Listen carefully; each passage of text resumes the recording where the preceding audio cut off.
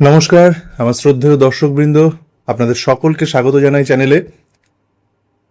আমরা এই চ্যানেলে বর্তমানে ভিডিও করছি তার একটা উদ্দেশ্য নিয়ে, সিটেট। আমরা প্রস্তুতি নিচ্ছি সিটেটের জন্যে। হাতে আর মাত্র 3টে মাস, 6ই সেপ্টেম্বর হতে চলেছে সিটেট। তাহলে এই 3টে মাস মানে 90 দিনকে আমাদেরকে পুরোপুরি ইউটিলাইজ করতে হবে। আর এই ভিডিওগুলো এমনভাবে আজকে থেকে আসতে চলেছে, এটা একদম সিরিজ হিসেবে, মানে 90 দিনের মধ্যে আজকে একদিন হয়ে গেল ধরে নেবেন। ঠিক এভাবেই কাউন্টডাউন যেমনভাবে হয়, ঠিক সেইভাবে ভিডিওর সিরিজগুলো কিন্তু একটার পর একটা প্রতিদিন আসবে।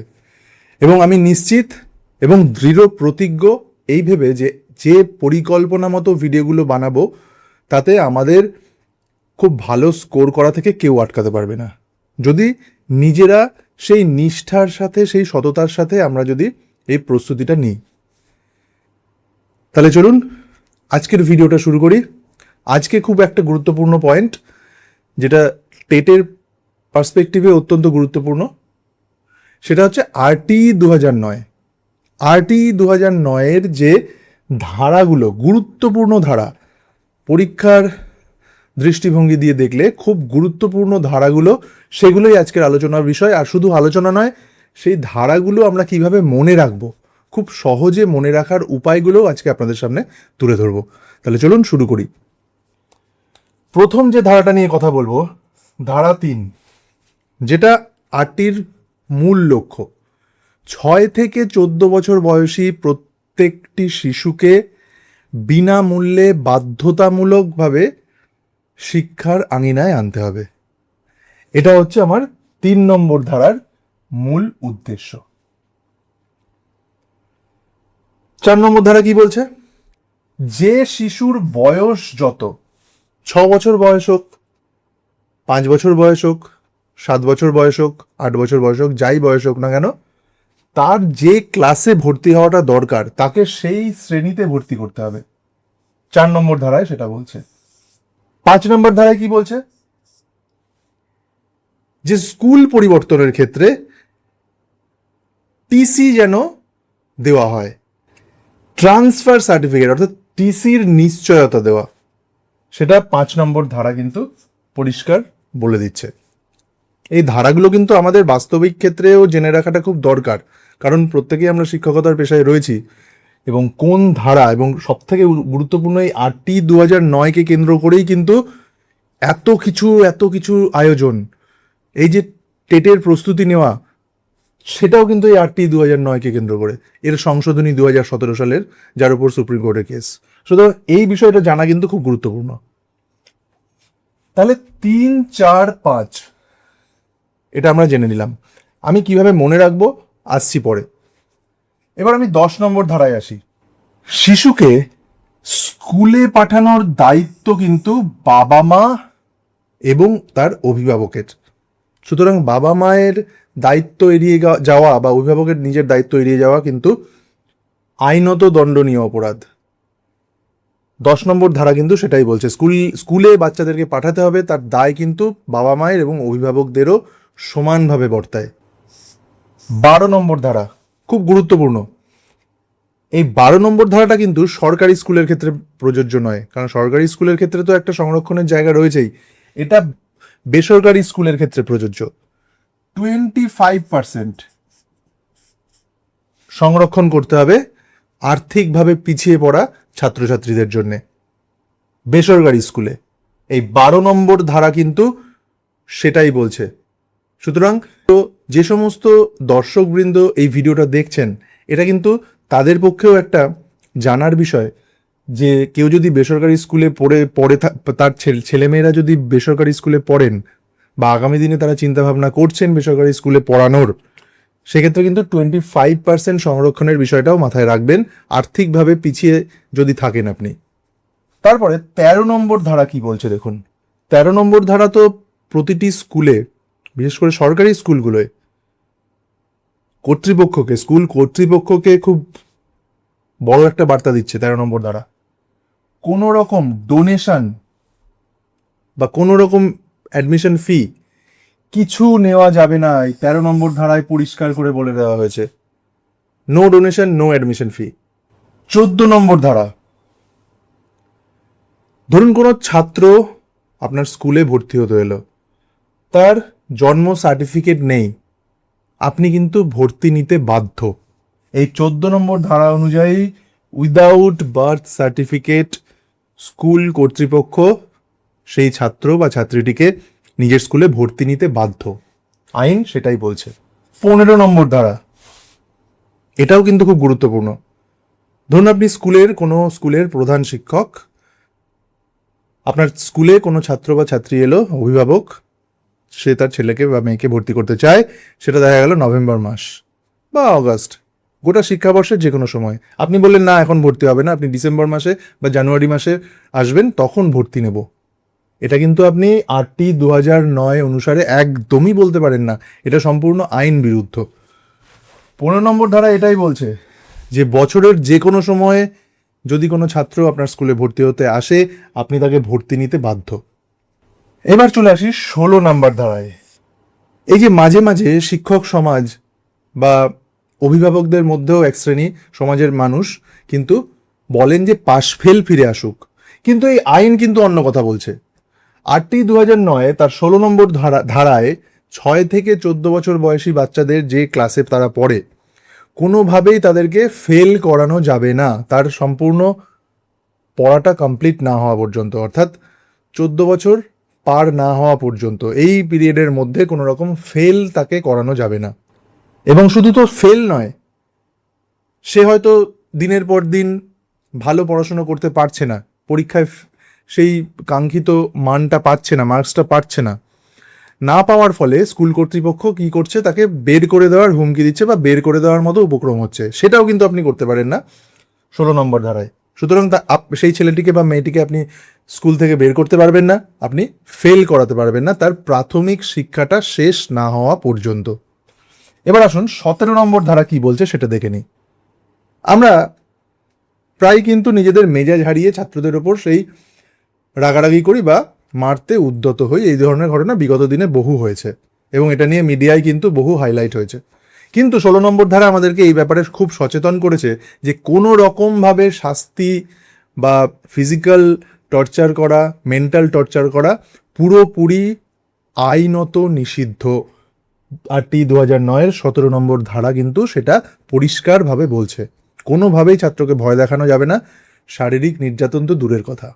21 নম্বর ধারা, 21 নম্বর ধারায় বলা হচ্ছে স্কুল পরিচালনার জন্য, স্কুলকে পরিচালনা করার জন্য SMC অর্থাৎ স্কুল ম্যানেজিং কমিটি গঠন করতে হবে।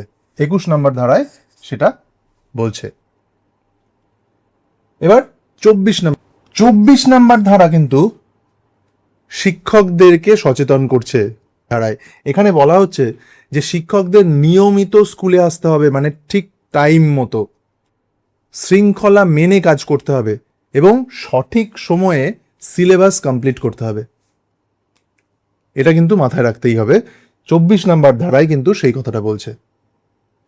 27 নম্বর ধারা, 27 নম্বর ধারাটা একটু বিতর্কের জন্ম দিতে পারে, কারণ বর্তমানে দেখা যাচ্ছে এই ধারার পরিপন্থী বেশ কিছু কাজ কিন্তু হচ্ছে।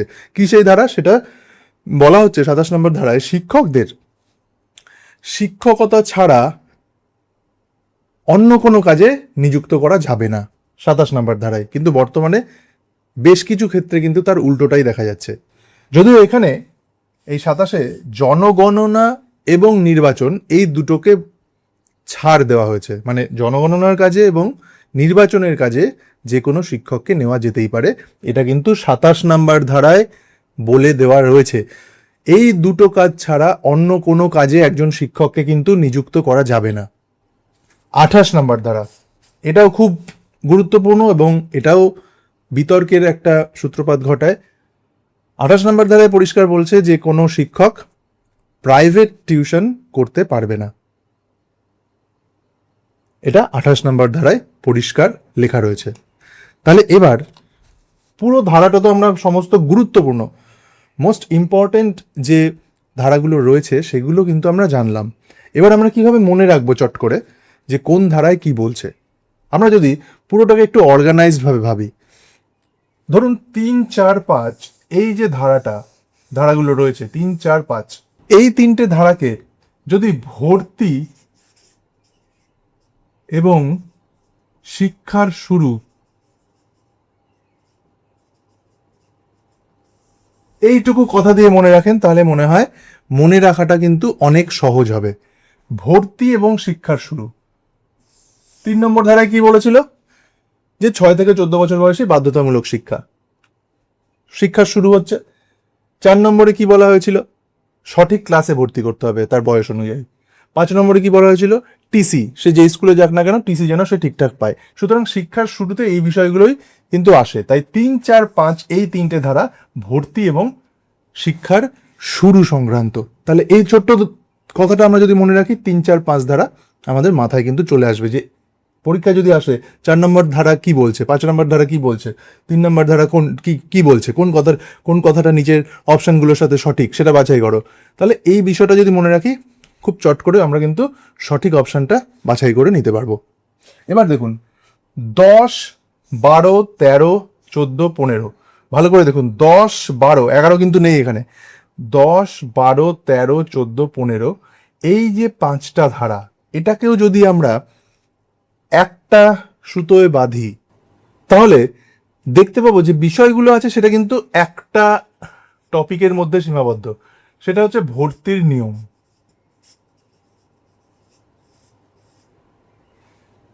কেন? 10 নম্বর ধারা এটাই বলছে যে স্কুলে ভর্তির বিষয়ে বাবা মায়ের একটা দায়িত্ব রয়েছে। 12 নম্বর ধারায় কি বলছে? সেই সংরক্ষণ, বেসরকারি স্কুলে 25% সংরক্ষণ, ইকোনমিক্যাল উইকার সেকশন যেটা ইডাব্লিউএস তাদের জন্য। 13 নম্বর ধারায় কি বলছে? ভর্তির সময় কোনো রকম ডোনেশন বা ইন্টারভিউ কিছুই কিন্তু নেওয়া যাবে না। 13 নম্বর ধারায় সেটা বলছে। এবার 14 নম্বর ধারায় কি বলছে? বার্থ সার্টিফিকেট না থাকলেও তাকে ভর্তি নিতে হবে। বার্থ সার্টিফিকেট না থাকলেও ভর্তি নিতে হবে। আর 15 নম্বর ধারায় যে কোনো সময় এনি টাইম এসে যখনই আসবে তখন স্কুলে ভর্তি নিতে হবে। তাহলে এই 10, 12, 13, 14, 15 এই 5টা ধারা কিন্তু ভর্তির সময়ের যে নিয়ম কানুন সেটার উপর কেন্দ্র করে তৈরি। তাহলে ভর্তির নিয়ম বলে আমরা এই 5টা ধারাকে কিন্তু আলাদাভাবে শর্ট আউট করতে পারি।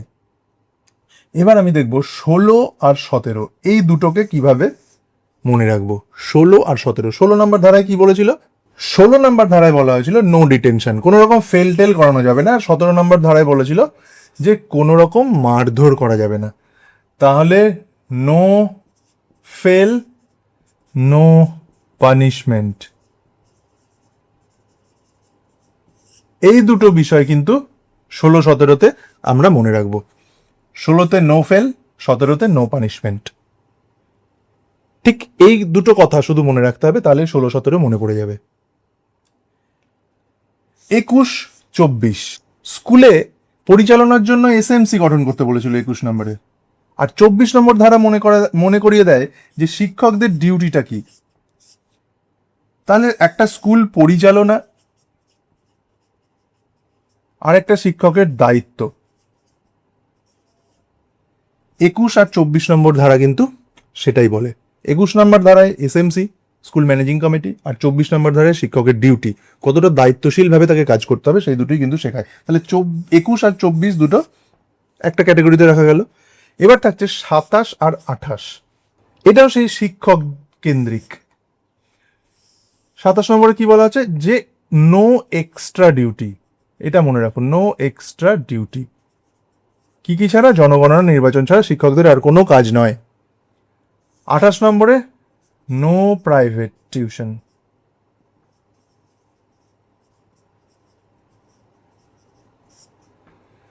তাহলে 27, 28 কিন্তু শিক্ষকদের দায়িত্বটা মনে করিয়ে দেয়। একটা এক্সট্রা ডিউটির ব্যাপারটা আর একটা প্রাইভেট টিউশন করা যাবে না সেটার ব্যাপারটা। তাহলে এইভাবে আমরা যদি ওভারঅল ধারাগুলোকে মনে রাখি তাহলে কিন্তু খুব সহজে এই মাত্র 1টা, 2টো, 3টে, 4টে, 5টা, খুব বেশি হলে 4-5টা কথার মাধ্যমে এই 16টা ধারা খুব সহজে মনে রাখবো। তাহলে বন্ধুরা, আশা করি এই ভিডিওটা আপনাদের অনেকটাই উপকারে আসবে। আর ঠিক এই রকম আগামী দিনেও ভিডিওগুলো পরপর আসতে চলেছে, কারণ আমরা একদিন করে এগিয়ে চলেছি সিটেটের পরীক্ষার দিনের দিকে। এবং আপনারা ঠিক এভাবেই প্রস্তুতি জারি রাখুন। প্রতিনিয়ত এবার ভিডিও আসবে এবং তার পাশাপাশি কি মক টেস্টও কিন্তু চলবে। আর এই চ্যানেলে বিগত দিনে অজস্র ভিডিও রয়েছে বিভিন্ন টপিকে, আপনারা চাইলে কিন্তু সেই প্লেলিস্টগুলো একবার দেখে নিতে পারেন। চ্যানেলে ঢুকে প্লেলিস্টগুলো দেখবেন, সেখানে প্রচুর ভিডিও রয়েছে, জাস্ট টপিক অনুযায়ী সেগুলো সাজানো রয়েছে। যদি যে কোনো টপিকে ভিডিওগুলো চালাবেন, জাস্ট রিল্যাক্সভাবে দেখুন, গল্পের মতো বোঝানো রয়েছে।